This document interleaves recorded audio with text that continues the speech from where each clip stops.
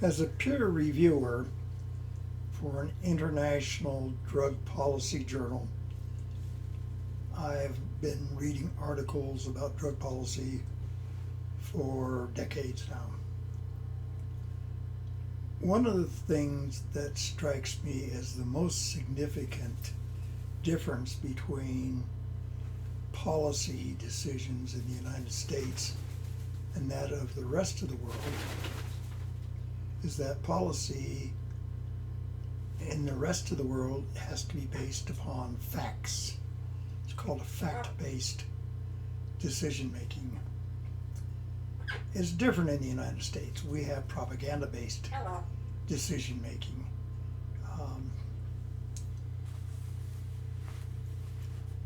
Probably the most stark example I can think of are political campaigns. How are political campaigns run nowadays? How do they work? What's involved? Well, unlike the days of Abraham Lincoln, politicians don't go out and stump. They don't make whistle stops. They don't go out and meet people, press the flesh, as they used to call it, or other things. What they do is they hire a public relations firm, and they spend a lot of money in advertising, creating and projecting an image, and this costs money. So decision making is, in this country, amounts to as the best public relations campaign, and then who's in a position to influence opinion through that public relations campaign and through the media and things like this. So we get distortion. For instance, we have political candidates always talking about being tough on crime, and the crime rates have been going lower and lower over the past 4 decades. We've also talked about law and order. We have more prisoners locked up in this country than anywhere else in the world per capita. So we're not getting decision making based on facts. We're getting it based on propaganda, imaging, sales, things such as this. So we've got a defense industry that has a lot of extra guns, tanks, armored personnel carriers, and things like that. How are we going to get rid of them? Well, you stir up a crime problem among the people and then solve the answer or solve the problem with vehicles, Humvees, things such as this. Why would they buy them unless they think there's a need? And the need has to be created, so it is. So we hit the idea of public unrest and things like this, and the public supports then strong law and order measures, and the press's interpretation of it, which doesn't help the people. The press is essentially the spokesperson for the power elite, and they've posted this question in terms of not right or wrong, who benefits, or what's the money being used for, but as a matter of black and white, or black, white, and brown, more technically correct. So what we're seeing in actuality is class conflict between the poor and not poor.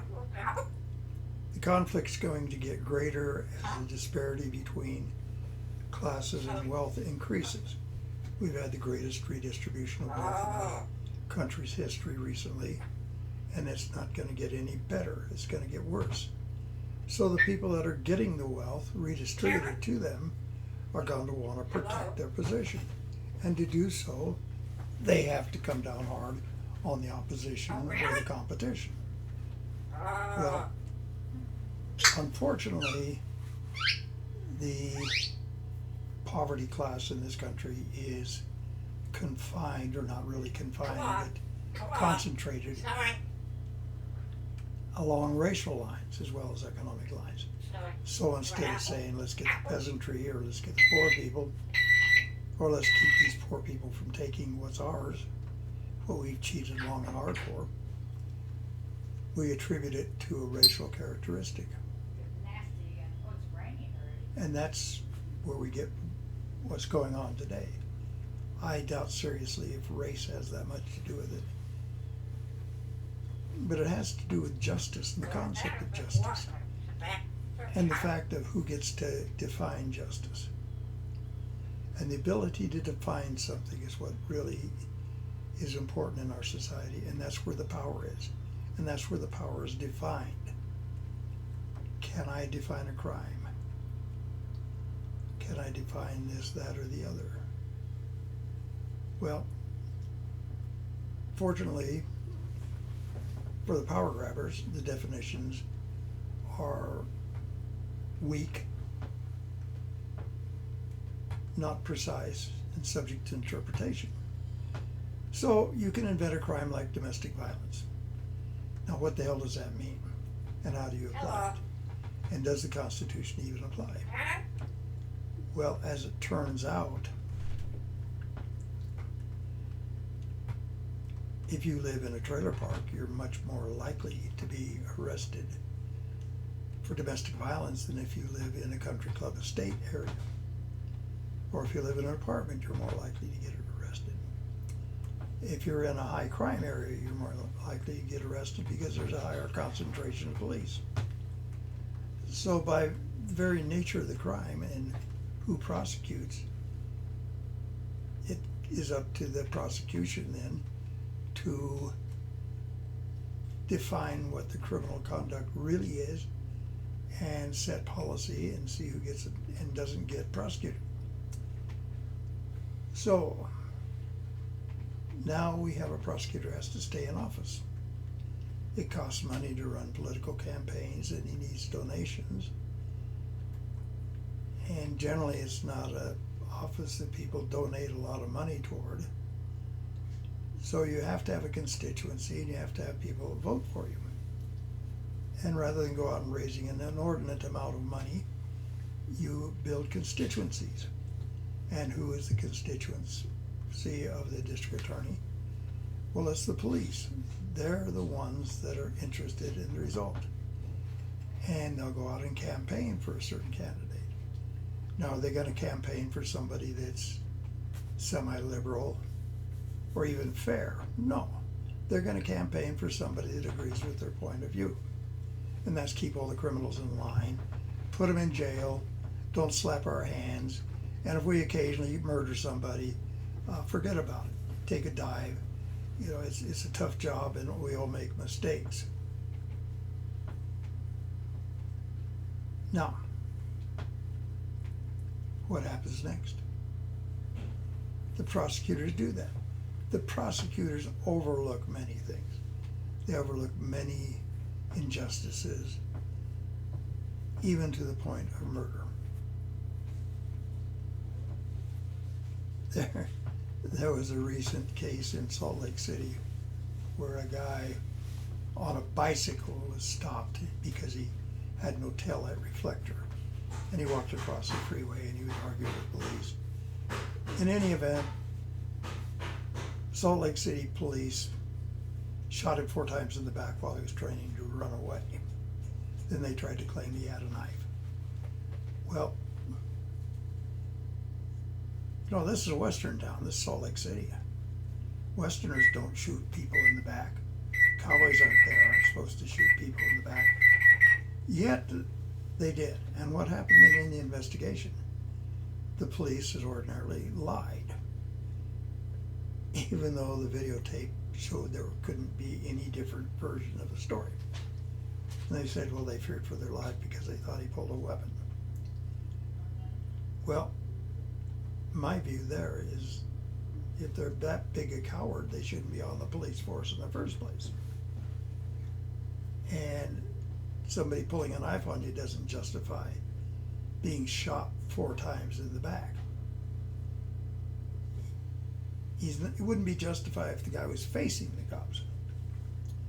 But what happened is the district attorney there said, I've reviewed the tapes and the testimonies and decided there was no crime committed.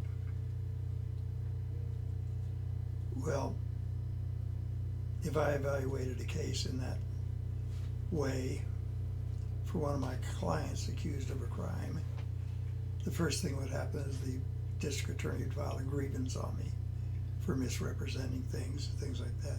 They'd probably try to get me disbarred. Why would they not try to get a prosecutor disbarred? Because they're allowed to do this. They have a constituency. Defense attorneys don't.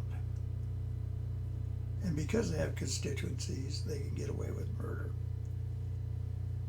And because the police are the constituency, the police can get away with murder.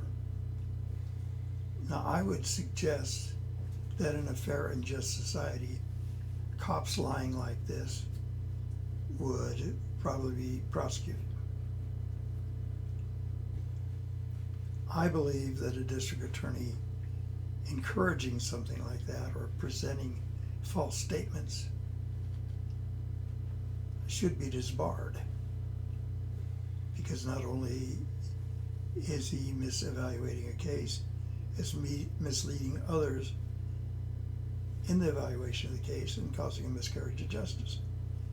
That's not right. That shouldn't be done. We shouldn't tolerate that. But we do. I think we need to really look at our justice system and decide where we want to go with it, how it's going to work, how we want it to work, and what it's supposed to do. Is it to keep peasantry out of our way, or is it really there to achieve justice? We have to decide that first. Next, we have to decide what justice is.